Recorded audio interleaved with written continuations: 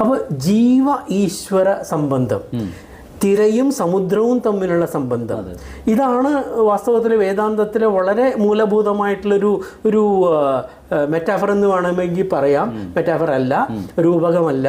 കാരണം ജീവ ഈശ്വര സംബന്ധത്തെ വെളിപ്പെടുത്തുന്ന ഗുരുവിൻ്റെ ഉപദേശത്തിൽ ഒന്നാണ് തിരയും സമുദ്രവും.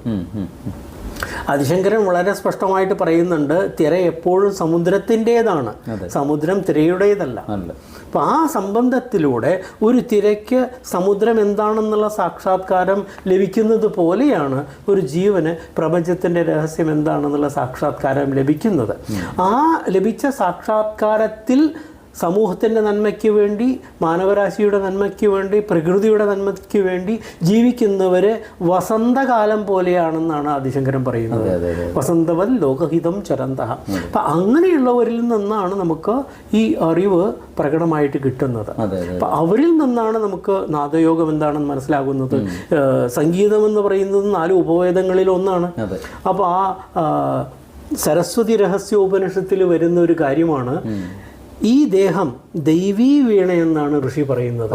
കാരണം ഈ ദേഹത്തിൻ്റെ രചന നമ്മളുടെ ഈ സുഷുമ്ന നാഡി, ഈ വെർട്ടിബിൾ കോളമിലുള്ള കശേരുക്കൾ, കോശങ്ങൾ, ഇതൊക്കെ എടുത്താൽ ശരിക്കും വീണയുടെ പകർപ്പാണെന്ന് പറയാം. പക്ഷേ സരസ്വതി രഹസ്യോപനിഷത്ത് പറയുന്നത് ഋഷി ഇതിനെ പകർത്തിയാണ് വീണ ഉണ്ടാക്കിയതെന്നാണ്.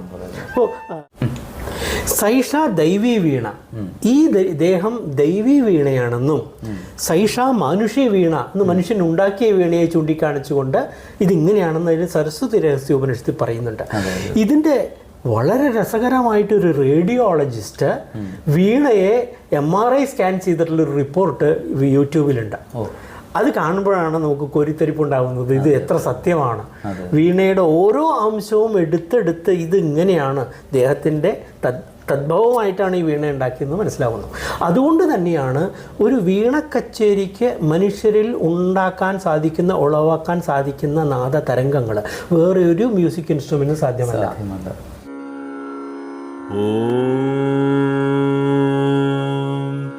നമഃ ശിവായ.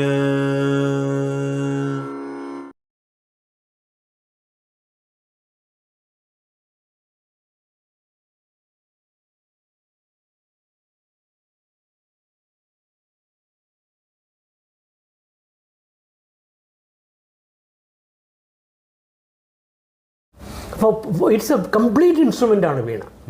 പിന്നെ പറയാവുന്നത് ഇടയ്ക്കയാണ്.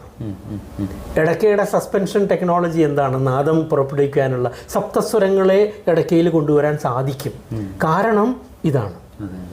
അത്രയും സൂക്ഷ്മമായിട്ടുള്ളൊരു സംവിധാനം വേറൊരു ഇൻസ്ട്രുമെൻറ്റിന് ഇല്ല. ചർമ്മവാദ്യത്തിൽ ഇടയ്ക്കയും തന്ത്രിവാദ്യത്തിൽ വീണയും രണ്ടും ദൈവീ സംബന്ധമായിട്ടുള്ള ഇതാണ്. അപ്പോൾ ഈ നാദത്തെക്കുറിച്ച് മനസ്സിലാക്കണമെങ്കിൽ, യോഗശാസ്ത്രത്തെക്കുറിച്ച് ആഴത്തിൽ പോകണമെങ്കിൽ സംഗീതശാസ്ത്രവും അഭ്യസിച്ചിരിക്കണം. അതുകൊണ്ടാണ് മുത്തുസ്വാമി ദീക്ഷിതർ വീണാവാദനത്തിലൂടെ എത്രയെത്ര കൃതികളാണ് അദ്ദേഹം ഉണ്ടാക്കിയിട്ടുള്ളത്. സംസ്കൃതത്തിലാണ്. ഇപ്പോൾ ഹംസധ്വനി രാഗത്തിൻ്റെ വാതാപി ഗണപതിയും എത്രയോ ലക്ഷം തവണ ആവർത്തനമായിട്ടുള്ളൊരു കൃതിയാണ്. പക്ഷേ നാരദൻ്റെയും വീണയിൽ പലതരം വീണകളുണ്ട്. സരസ്വതി വീണ, നാരദ വീണ, രൗദ്ര വീണ, വിചിത്ര വീണ, വീണകൾ പലതരമുണ്ട്. പക്ഷേ മൂലഭൂതമായിട്ടുള്ള വീണ എന്ന് പറയുന്നത് നമ്മുടെ ദേഹത്തിന്റെ മാതിരിയിൽ ഉണ്ടാക്കിയിട്ടുള്ള വീണയാണ്. അതെ, അങ്ങ് പറഞ്ഞതിൽ നമുക്ക് വേണമെങ്കിൽ ഒരു അദ്വൈതം കാണാം. അതായത് ഈശ്വരൻ വീണയായിട്ട് നമ്മെ നിർമ്മിച്ചു, നമ്മൾ നമ്മുടെ ഏതോ ഉപബോധത്തിൽ നിന്ന് നമ്മുടെ ആകൃതിയിൽ വീണ നിർമ്മിച്ചു. രണ്ടും ഒന്ന് തന്നെയാണ് അല്ലേ? നിർമ്മാണമാണ്. രണ്ട് ദ്വൈതങ്ങളില്ല, അദ്വൈതമാണ്. രണ്ടും ഒന്ന് തന്നെയാണ് എന്ന് പറയാം. അദ്വൈതത്തിലേക്ക് കടത്താനുള്ള ഒരു ഇൻസ്ട്രുമെന്റ് ആയിട്ട്, ഒരു ഉപകരണമായിട്ട് ഇതിനെ കാണാൻ സാധിക്കും. എത്ര മനോഹരമായ ഒരു കൽപ്പനയാണ് അല്ലെ? ലോകത്തൊരിടത്തും കാണാത്തൊരു, അതായത് ഈശ്വരൻ പ്രവഹിക്കുന്ന ഒരു സംഗീത ഉപകരണമാണ് നമ്മൾ ഓരോരുത്തരും എന്നുള്ള തിരിച്ചറിവിന് എത്ര മനോഹരമാണ്. അതിനോടൊപ്പം ഞാൻ ചോദിക്കുന്ന ഒന്നുണ്ട്. അപ്പൊ ശ്രീകൃഷ്ണ ഭഗവാന്റെ ഓടക്കുഴൽ ആലോചിച്ചത്, അപ്പൊ അതിനകത്തും ഈ ഒരു ഇത് കാണുന്നുണ്ട്. 7 സ്വരങ്ങൾ വരുന്നുണ്ട്. ഈ 7 ദ്വാരങ്ങൾ എന്ന് പറയുന്നത് മനുഷ്യ ശരീരത്തിലെ ഈ മുകളിലോട്ടുള്ള ഉത്തമ ദ്വാരങ്ങളാണ്. താഴേക്കുള്ള 2 അധമ അധമമാണ്. അപ്പൊ ഈ 7 ദ്വാരങ്ങൾ ശരിയായ രീതിയിൽ നമ്മൾ ഉപയോഗിച്ചു കഴിഞ്ഞാൽ നീല എന്ന് പറയുന്ന എറ്റേണിറ്റി, പ്രപഞ്ചത്തിന്റെ എറ്റേണിറ്റി നമ്മളിലൂടെ ഒഴുകുന്നൊരു വ്യാഖ്യാനം അതിനകത്ത്. അപ്പൊ അങ്ങനെ ഒരു വീഡിയോ നമ്മൾ ഓൾറെഡി ചെയ്തിട്ടുണ്ട്. കൃഷ്ണൻ എന്തിനാണ് ഓടക്കുഴൽ വായിക്കുന്നത് ഒരു സങ്കല്പങ്ങൾ ചെയ്തിട്ടുണ്ട്. ഇതിൽ ഇനിയൊരു കാര്യമുള്ളത്, ഇത് തന്ത്രശാസ്ത്രത്തിന്റെ ദൃഷ്ടിയിലാണ്. മനുഷ്യ ശരീരത്തിലുള്ള ഒന്നും നീചമല്ല, അതെ അതെ അതെ അതെ അതെ, അധമമാണ് ഉത്തമമാണെന്ന് പറയാനില്ല. കാരണം നവരന്ധ്രരൂപ ദേഹോ ശ്രീചക്രം എന്ന് പറയുമ്പോൾ തന്ത്രശാസ്ത്രത്തിൻ്റെ ദൃഷ്ടിയിൽ. പക്ഷേ അത് തന്ത്രശാസ്ത്രത്തിൻ്റെ ദൃഷ്ടി എന്ന് പറയുമ്പോൾ തെറ്റിദ്ധരിക്കരുത്, ലൈസൻഷ്യസ് ആയിട്ട് പ്രവേശിക്കാനോ പ്രയോഗിക്കാനോ ഉള്ളതല്ല തന്ത്രശാസ്ത്രം. അത് വളരെ ആഴമായിട്ട് ആധ്യാത്മികതയിലേക്ക് ഇറങ്ങുമ്പോൾ, ഒരു തലം വരുമ്പോൾ തന്ത്രശാസ്ത്രം വളരെയേറെ സഹായിക്കുന്നതാണ്. വളരെയേറെ സഹായിക്കുന്നതാണെന്ന് പറയാൻ കാരണം, ഈ ദേഹദ്രഷ്ട ദേഹാത് ഭിന്ന എന്നുള്ള തർക്കശാസ്ത്ര സത്യം, ദ്രഷ്ട ദൃശ്യത്തിൽ നിന്നും ഭിന്നമാണ്. കാറിനെ കാണുന്നവൻ കാറല്ല, ദേഹത്തിനെ കാണുന്നവൻ ദേഹമല്ല. ഇത് കാറിൻ്റെ കാര്യത്തിന് നമുക്ക് എളുപ്പം മനസ്സിലാവും, പക്ഷെ ദേഹത്തിൻ്റെ കാര്യം വരുമ്പോൾ അങ്ങനെയല്ല. കാരണം അവിടെ താതാത്മ്യം എന്നുള്ളൊരു സംഭവമുണ്ട്. ഈ താതാത്മ്യത്തിൽ നിന്നും വിട്ടു നിൽക്കാനായിട്ട് തന്ത്രശാസ്ത്രത്തിലുള്ള സാധനകൾ, യോഗശാസ്ത്രത്തിലുള്ള സാധനകൾ ഗുരുവിൻ്റെ മാർഗദർശനത്തോടു കൂടെ വേണം അനുഷ്ഠിക്കാൻ. അതെ, അങ്ങേ പറഞ്ഞ പിന്നെ താതാത്മ്യം ആയിപ്പോയി എന്ന് പറയുന്നത് മായയല്ലേ? യഥാർത്ഥത്തിൽ മായയുടെ ഒരു എഫക്റ്റും കൂടെ വരില്ലേ അവിടെ? പറയാം. ഇവിടെ നമ്മൾ ഓരോ ശബ്ദം എടുക്കുമ്പോഴും ആ ശബ്ദത്തിൻ്റെ പാരിഭാഷികമായിട്ടുള്ള അർത്ഥതലങ്ങൾ പ്രത്യേകിച്ച് അറിഞ്ഞ് വേണം ഉപയോഗിക്കാൻ. പറയാൻ കാരണം, മായ എന്ന് പറയുമ്പോൾ യാതൊന്നും ഇല്ലാത്തതാണോ അതാണ് മായ എന്നൊക്കെയുള്ള വ്യാഖ്യാനം ഉണ്ടല്ലോ. മായ എന്നുള്ള ആ വാക്കിൻ്റെ അർത്ഥതലങ്ങൾ തന്ത്രശാസ്ത്രത്തിൽ വരുന്നത് യാതൊന്നിനെ ഉപയോഗിച്ചിട്ടാണോ നമ്മൾ അളക്കുന്നത്, അതാണ് മായ. മീയതേ, മാനം ചെയ്യുന്നു, അളക്കുന്നു, യയാ സാ മായ. അതാണ് മായാശക്തി. അതുകൊണ്ട് എല്ലാ അളവുകോലുകളും മായാശക്തിയുടെ വിന്യാസങ്ങളാണ് എന്ന് വരുന്നു. ഇത് UGC ജേണലിൽ ഒരു ഫിസിക്സ് പ്രൊഫസർ എമറിറ്റസ് ഒരു വാചകം എഴുതിയത് ഞാൻ കണ്ടിരുന്നു വർഷങ്ങൾക്ക് മുമ്പ്. അദ്ദേഹം പറയുന്നത്, mind can measure if it is given tools. Mind can measure if it is provided with tools. itself it can only imagine എന്ന് പറയുന്നു. അതിന് ഞാനൊരു കൗണ്ടർ ഇതാണ്, mind is maker of all tools. മനസ്സാദ്യം സങ്കല്പിക്കുന്നത് എങ്ങനെയാണ് അളക്കേണ്ടത് എന്ന് സങ്കല്പിച്ചിട്ട് അതിന് തക്കവണ്ണമുള്ള അളവുകോൽ ഉപകരണം ഉണ്ടാക്കുവാൻ ശേഷിയുള്ള ഉപകരണമാണ് മനസ്സ്. Mind is the maker of all tools. അതുകൊണ്ടാണ് നമ്മുടെ നാട്ടിൻപുറത്ത് വെള്ളം കണ്ടുപിടിക്കാൻ വേണ്ടിയിട്ട് വരുന്നവർ ഒരു ചുള്ളിക്കോലി വെച്ച് കറക്കി ഇവിടെ വെള്ളമുണ്ടെന്ന് പറയുന്നു. അതെങ്ങനെയാ പറയുന്നത്? അത് മനസ്സാണ് കാണുന്നത്. ഇത് അന്തരിന്ദ്രിയമാണ്. അന്തരിന്ദ്രിയം എന്ന് പറയുന്ന മനസ്സിന് ഈ മസ്തിഷ്കത്തെക്കാൾ സ്വതന്ത്രമായ ഒരു അസ്തിത്വമുണ്ട്. സൂക്ഷ്മ ശരീരത്തിന് സ്ഥൂല ശരീരത്തെക്കാൾ സ്വതന്ത്രമായ അസ്തിത്വമുണ്ട് എന്ന് തെളിയിക്കുന്ന പല സംഭവങ്ങളും നമ്മുടെ നിത്യാനുഭവത്തിലുണ്ട്. തീർച്ചയായും അത് വെച്ചിട്ടാണ് ഈ ഋഷിമാരുടെ ടൂൾസാണ് അന്ധകരണം എന്ന് മനസ്സിലാക്കിയതും അതിൻ്റെ ഉള്ളിലേക്ക് ഇറങ്ങാൻ സാധിച്ചതും. എൻ്റെ ഈ 14 വർഷത്തെ യാത്രയിൽ പല വിരലിലെണ്ണാവുന്ന അവധൂതന്മാരെയും യോഗിമാരെയും ഭഗവാന്റെ അനുഗ്രഹം കൊണ്ട് സമ്പർക്കം ചെയ്യാനും അവരിൽ നിന്ന് പല അനുഗ്രഹങ്ങളും ലഭിക്കുവാനും സാധിച്ചിട്ടുണ്ട്. അതുകൊണ്ടാണ് ഇന്ന് എത്തി നിൽക്കുന്ന ഒരു തലത്തിലേക്ക് വന്ന് നിൽക്കാൻ സാധിച്ചത്. ഇനിയും അത് യാത്ര മുന്നോട്ട് പോയിക്കൊണ്ടിരിക്കുന്നു. കാരണം അത് പ്രസന്റ് കണ്ടിന്യൂസ് ആണ്, തുടർന്നുകൊണ്ടിരിക്കുന്നു എന്നേ പറയാൻ പറ്റുള്ളൂ. എത്തി എന്ന് പറയുന്ന ടെർമിനൽ ഇല്ല. അപ്പൊ അങ്ങനെ ഈ മായയെ കുറിച്ച് ചോദിച്ചപ്പോൾ സാധാരണയായിട്ട് ഈ മായാവൃക്ഷം എന്ന് പറയുന്നത് തലതിരിഞ്ഞു നിൽക്കുന്ന ഒരു അരയാലായിട്ട് പലയിടത്തും സങ്കല്പിച്ച് കണ്ടിട്ടുണ്ട്. ഭഗവത്ഗീതയിൽ തന്നെയുണ്ട്. അപ്പൊ അതിന്റെ ഒരു ഇതും കൂടെ ഒന്ന് പറയാം, അതിന്റെ വ്യാഖ്യാനം കൂടി. ഇത് ഊർധ്വമൂലം അധശാഖം എന്ന് പറയുന്ന ഭഗവത്ഗീതയിലെ 15-ാം അധ്യായത്തിലെ ആ കൽപ്പന, ഊർധ്വം എന്ന് പറഞ്ഞാൽ മുകളിൽ എന്നുള്ള ഡയറക്ഷണൽ മീനിങ് അല്ല. ഊർധ്വം ഉത്കൃഷ്ടമായത് എന്നുള്ള അർത്ഥത്തിലാണ്. മായയുടെ മൂലം ഉത്കൃഷ്ടമായ തലത്തിലുള്ള ഒന്നാണ്. അതിനെ ആധാരമാക്കിയിട്ടാണ് മായാശക്തി പ്രവർത്തിക്കുന്നത് എന്നുള്ളതാണ് അവിടുത്തെ അർത്ഥം നമ്മൾ ഗ്രഹിക്കേണ്ടത്. അല്ലെങ്കിൽ ഇല്യൂഷൻ എന്നൊക്കെ പറയുന്ന വ്യാഖ്യാനം തെറ്റാണ്. കാരണം ഈ തന്ത്രശാസ്ത്രത്തിൽ നമുക്ക് ശൈവ സിദ്ധാന്തം, ശാക്ത സിദ്ധാന്തം, കാശ്മീർ ശൈവം എന്നൊക്കെ പറയുന്ന ഉണ്ടല്ലോ, ത്രികം, അവിടെയൊക്കെ 36 തത്വങ്ങളെ പറയുന്നുണ്ട്.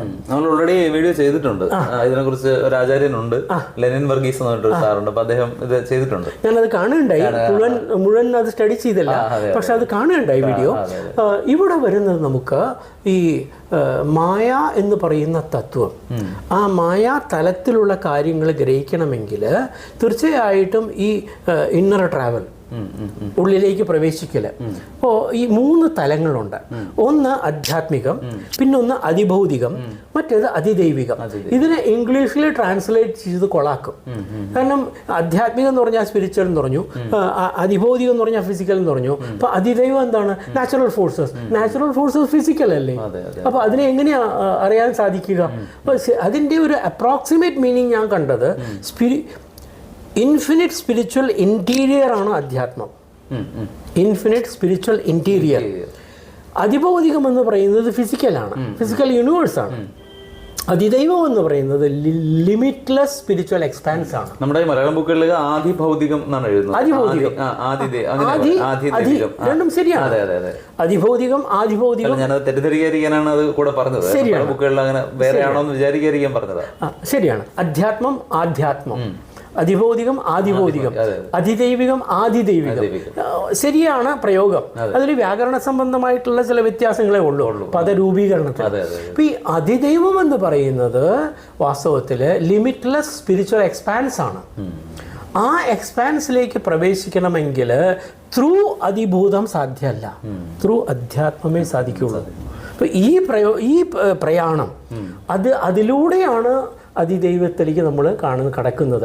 അതുകൊണ്ടാണ് ഭഗവത്ഗീതയിൽ ശ്രീകൃഷ്ണൻ ദിവ്യം ദദാമി തേ ചക്ഷുഹു, നിന്റെ ഈ ചക്ഷുസ് കൊണ്ട് കാണാൻ സാധിക്കില്ല, I will extend my vision എന്ന് പറയാൻ കാരണം അങ്ങനെയാണ്.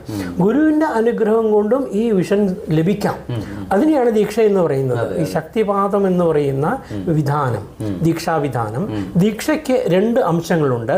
ഒന്ന് ഉപദേശം, പിന്നെ ഒന്ന് ശക്തിപാതം. ഈ ഉപദേശത്തിന് തന്നെ പല വിഭാഗങ്ങളുണ്ട്. മന്ത്രോപദേശം ായിരിക്കാം, അല്ലെങ്കിൽ ശാസ്ത്രോപദേശമായിരിക്കാം. പക്ഷേ ഇതിൻ്റെ അർത്ഥത്തിലേക്ക്, ആഴത്തിലേക്ക് കടക്കണമെങ്കിൽ ശക്തിപാതം ആവശ്യമാണ്. ഇന്ന് ലൈറ്റ് ബോഡി ആക്ടിവേഷൻ എന്ന് പറഞ്ഞത് അതിൻ്റെ ഒരു അംശമാണ്. ഇപ്പോൾ മാംസപിണ്ഡമായിരിക്കുന്ന ദേഹത്തെ പ്രകാശപുഞ്ചമായിട്ട് അപ്ഗ്രേഡ് ചെയ്യുക, ട്രാൻസ്ഫോം ചെയ്യുക. വാസ്തവത്തിൽ ആ തലം ഉണ്ട്, അത് നമുക്ക് എത്തിപ്പെടാൻ സാധിക്കുന്നില്ല. അതിന് കാരണം മനസ്സിൻ്റെ തമോ രജോ ഗുണങ്ങളാണ്. ഈ തമോ രജോ ഗുണങ്ങളെ നീക്കം ചെയ്താൽ സത്വഗുണം വർദ്ധിക്കുന്നതനുസരിച്ച് ഈ ഉൾക്കാഴ്ചകളൊക്കെ തന്നെത്താനെ നമുക്ക് തെളിഞ്ഞു വരും.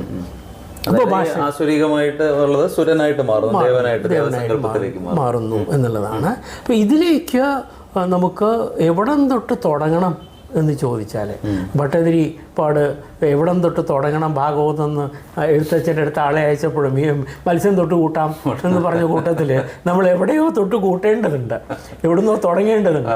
അതുകൊണ്ടാണ് നമ്മുടെ ഇന്നത്തെ സമാഗമം ഒരു തുടക്കത്തിൻ്റെ ആരംഭമാണെന്ന് ഞാൻ പറഞ്ഞത്. അതുകൊണ്ട് നമ്മൾ തുടങ്ങേണ്ടത് ഒരു പക്ഷേ ഭാരതത്തിൻ്റെ എഡ്യൂക്കേഷണൽ പോളിസി, നമ്മുടെ ഭാരതീയ വിദ്യാഭ്യാസ നയം 2020 എന്നുള്ളത് ഈയിടെ എന്ന് പറഞ്ഞാൽ ഒരുപാട് ചർച്ചാ വിഷയമായിക്കൊണ്ടിരിക്കുന്നൊരു സംഭവമാണ്. ഇന്ത്യൻ നോളജ് സിസ്റ്റംസ് എന്ന് അതിൽ ചേർത്തിട്ടുണ്ട്, IKS. പക്ഷേ അതൊരു ഓമന പേരായിട്ട് ഞാൻ കാണുന്നു. ആരെയൊക്കെയോ തൃപ്തിപ്പെടുത്താനുള്ള ഒരു ഓമന പേര്. വാസ്തവത്തിൽ അതിൻ്റെ യഥാർത്ഥ രൂപം ദ്വേ വിദ്യേ വേദിതവ്യേ എന്നുള്ള മന്ത്രമാണ്. ശരിയായിട്ട് ഇന്ത്യൻ നോളജ് സിസ്റ്റം എന്നുള്ളതിനെ നമ്മൾ ശരിയായിട്ട് ബ്രാക്കറ്റിൽ ഇടേണ്ടത് ആക്ച്വലി ഇറ്റ് ഈസ് ദ്വേ വിദ്യേ വേദിതവ്യേ. 2 വിദ്യകളാണ്. ഒന്ന് പരാവിദ്യ, പിന്നെ അപരാവിദ്യ. അപരാവിദ്യയിൽ എല്ലാ വിഭാഗങ്ങളിലുള്ള ശാസ്ത്രങ്ങളും പ്രപഞ്ച വസ്തുക്കളെക്കുറിച്ച് വരുന്ന എല്ലാ ശാസ്ത്രങ്ങളും അപരാവിദ്യയിൽ വരുന്നു. പക്ഷേ ദ്രഷ്ടാവിനെ കുറിച്ച്, ദൃശ്യത്തെക്കുറിച്ചാണ് അപരാവിദ്യ, ദ്രഷ്ടാവിനെ കുറിച്ചാണ് പരാവിദ്യ. ഈ പരാവിദ്യയിൽ ജീവൻ എന്ന് പറയുന്ന ദ്രഷ്ടാവും ഈശ്വരൻ എന്ന് പറയുന്ന ദ്രഷ്ടാവും, സർവപ്രപഞ്ച ദ്രഷ്ടാവാണ് ഈശ്വരൻ, ഈ ദേഹത്തിൻ്റെ ദ്രഷ്ടാവാണ് ഈ ജീവൻ. അപ്പോൾ ഈ ജീവബ്രഹ്മ ചൈതന്യത്തെക്കുറിച്ചിട്ടുള്ള അധ്യയനവും അനുഭൂതിയും ഒക്കെ വരുന്നത് അധ്യാത്മശാസ്ത്രത്തിലാണ്. അപ്പോൾ ഇതിലേക്ക് പ്രവേശിക്കാൻ നമുക്ക് സംസ്കൃതം എന്ന സാഹിത്യ ഭാഷയല്ല, മന്ത്രഭാഷയാണ്. ക്ലിയർ ആണ്, വ്യക്തമാണ് ഒരു സംഗതി എന്ന് പറഞ്ഞാൽ മന്ത്രഭാഷയാണ്. മന്ത്രഭാഷയായിട്ട് പ്രവേശിക്കുമ്പോഴാണ് നമുക്ക് മന്ത്ര ചൈതന്യം എന്താണെന്നുള്ള അനുഭവം വരുന്നതും, ദേഹം മാംസപിണ്ഡമാണെങ്കിലും ആ മാംസപിണ്ഡത്തിൽ ഓരോ കോശത്തിലും സ്പന്ദിക്കുന്നത് മന്ത്ര ചൈതന്യമാണ്. അങ്ങനെ പറഞ്ഞതിന്റെ കൂട്ടത്തിൽ ചോദിക്കുന്നത്, ഇപ്പോൾ മന്ത്രത്തിനെ നമ്മൾ പറയുന്നത് മനനാദ് ത്രായതേ ഇതി മന്ത്ര എന്ന് പറയുന്നുണ്ട്. അപ്പൊ ഈ മന്ത്രത്തിന്റെ ഉച്ചാരണങ്ങൾ വരുമ്പോൾ അന്തരീക്ഷത്തിൽ അത് ഉണ്ടാക്കുന്ന റെവർബറേഷൻസ് അല്ലേ, അല്ലെങ്കിൽ അതിന്റെ റെസൊണൻസുകൾ കൊണ്ടാണല്ലോ പ്രപഞ്ചത്തിൽ മാറ്റം സംഭവിക്കുന്നത്.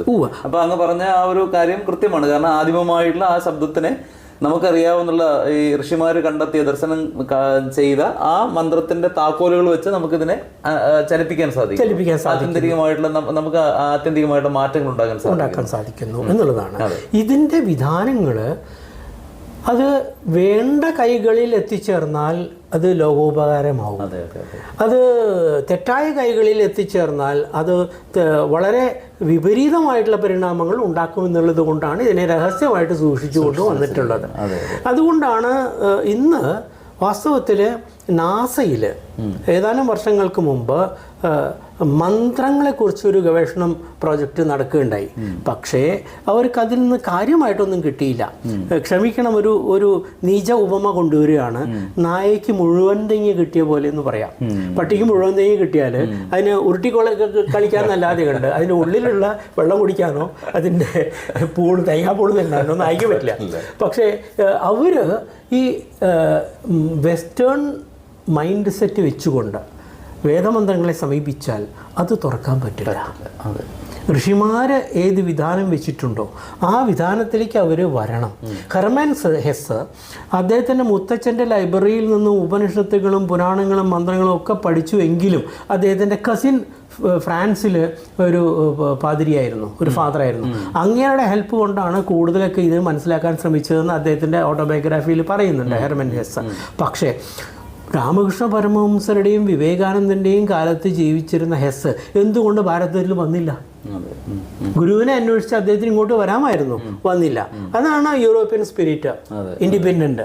ഞാൻ ആരുടെയും മുൻപിൽ തലകുനിക്കില്ല എന്ന് പറയുന്ന ഒരു സ്പിരിറ്റ്. പക്ഷെ അതുകൊണ്ട് എന്തായി, അദ്ദേഹത്തിൻ്റെ കസിൻ പറയുന്നുണ്ട്, you have succeeded psychologically in bringing out the truths, but realization is far away.